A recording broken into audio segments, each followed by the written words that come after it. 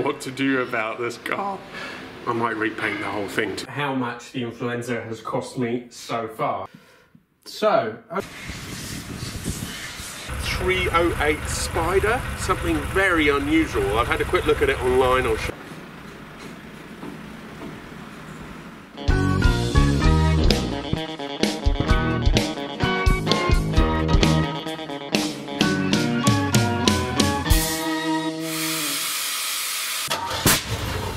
Hello everybody, welcome to number 27, and today I'm going to QV in London with the Influenzo. I'm going for a couple of reasons really. The first is that I want them to have a check through, just see what they bring up, but also those bushings for the suspension. I'm pretty sure not all of them need to be changed. It's quite expensive and I don't want to throw away money on things that don't need doing. So I want Mike to have a quick look through it and then work out a plan of action. I've also got to decide whether I'm going to do those myself or perhaps bring the car to them and get them to do it, because it can be a bit of an issue. I don't have a press, they have to be spot welded in, which I could do, but in any case, it's worth them having a quick look at the car and giving me a steer. Secondly, the disaster that happened last week when I dropped the car, just to make it clear, a few of you seem to think that I was lifting it to work under it with a trolley jack. No, I was only lifting it with a trolley jack so I could get the axle stands under it. And as I was lifting it, that's when it slipped off the trolley jack and fell on. Anyway, I'm just going to get Mike to have a look around that damage and just see what he reckons needs to be done. But also, I mean, they're not a body shop, but he'll have some idea. Plus, hopefully he can advise me on what, the best place to go to get that work done. There's a few other spots on the car that need to be done, whether to just bite the bullet and get those few other bits done as well, or to just repair that local issue there.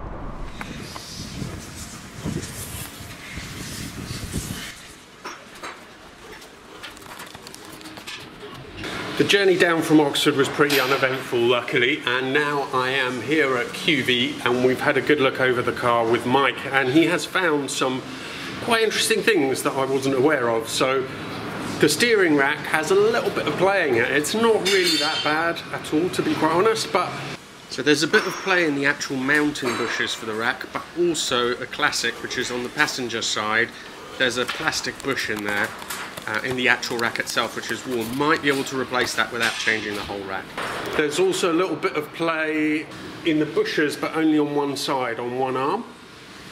The anti-roll bar bushes need to be looked at and done. There's also something which is really interesting, which I never even looked at, which is probably why the steering wheel isn't straight.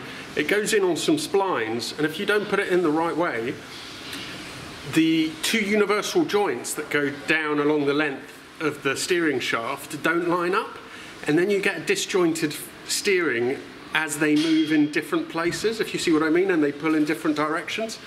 So that's really interesting, and it's probably also why that wheel isn't on straight. So that's a couple of things. The other thing is the leak, which is from the differential output for the drive shaft. Again, that necessitates taking the whole drive shaft out, and to be quite honest, these are a couple of jobs that I'm not that keen to do. Being under the car in my little garage, I think that I will get QV to do those, so I'm going to get them to fix that leak from the gearbox.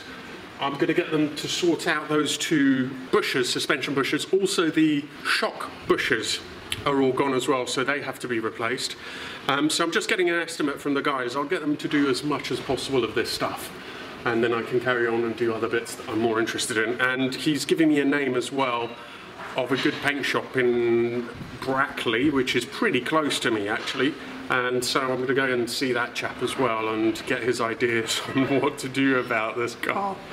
I might repaint the whole thing, to be quite honest, at this stage. It's just sort of getting, getting to that point. But it should, once I've done all that, it should drive a lot better.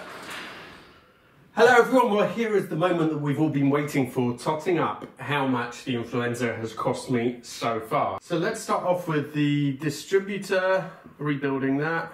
Well, distributor cap and the rotor. That was £265. Then there was the coil and other bits like a cap for the spark plugs and a few sort of seals and washers, and that was 82.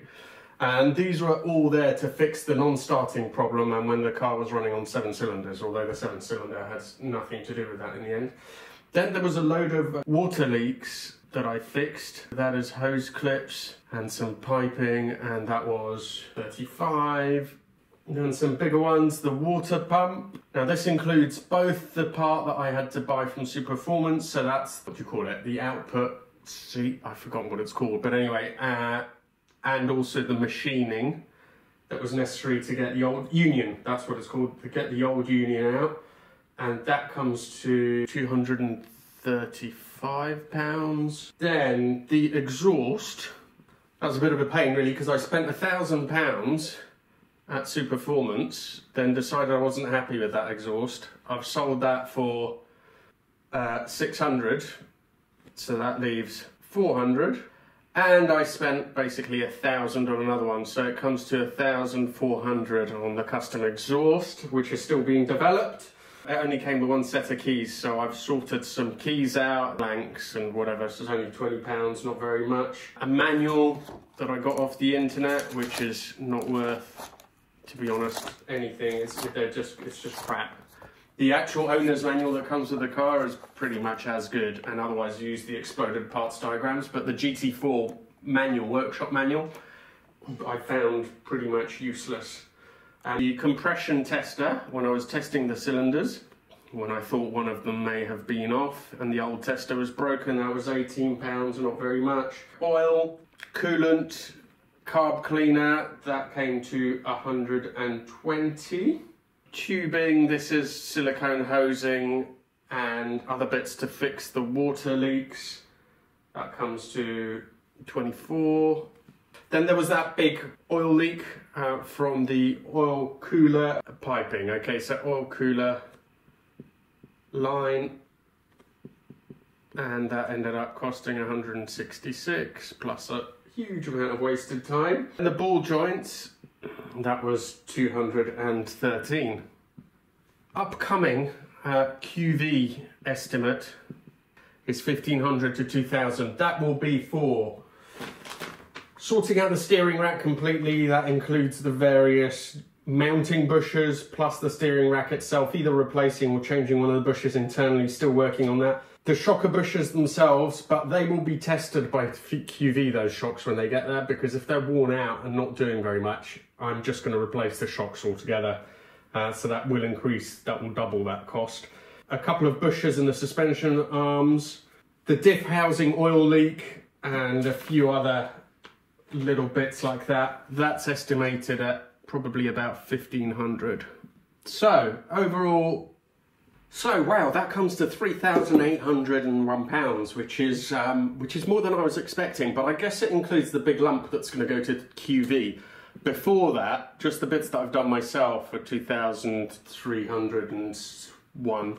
And then on top of this, I'm now looking to do a respray on the car. Yeah, not just fixing that bit of damage, but I think I might as well just get it resprayed and get rid of the other little bubbles and bits that are around. I'm getting close to what I'd estimated really. I didn't want the car costing me more than 40,000 altogether, and it's pretty close to that, and with the paint it's going to come to more than that. But I don't think I'm going to lose any money when I come to sell it. I mean, with everything that's going to be done, and with the repaint, there's actually quite a strong chance that the Influenzo is going to become a pretty nice car, which is quite unexpected at the beginning. So yeah, there you go. And obviously I have to do the carb rebuild, and there's other stuff I'm still going to carry on doing. It's just these jobs that it's going to QV for. All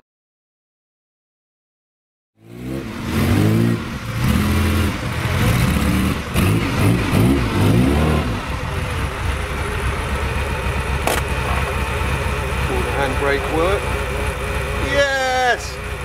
Right, so I am getting the Influenzo and sending it off, especially for the occasion. I am wearing the lucky PJs, and that's because this is the first time since I've bought the Influenzo, which is now, must be about 3 months ago. 17 videos ago, including this one. that it's leaving me, and I'm actually slightly anxious about it, believe it or not. So he's going over to QV to do some of that mechanical work, and then when it gets back, I'm going to take it to, I found a painter in Brackley who's done a couple of these. He was recommended by QV, and you'll probably get to see him in the videos, because he's done a 308 Spider, something very unusual. I've had a quick look at it online, I'll show you a picture now. But anyway, interesting guy, and he knows these really well, and I think he can do a good job. So that's what I'm looking to do on that side. I've got people coming to collect it. I'm not taking it myself because I can't afford to lose a whole day of work to go and drop the car off, and it's just complicated. So in the end, easiest thing and probably cheapest actually in the long run is to get it transported over there. At the same time, Fred is coming back. Now this is the car that I absolutely adore, that had a brand new, rebuilt, bored out Cooper engine put in it. And that was a bit of a disaster as well, which follows nicely from the Influenzo, because I put it in the car, tricked Datsun 5-speed gearbox and so on, and it actually then had a catastrophic failure, so I had to go back to the engine builder, and I'm just getting Fred back today.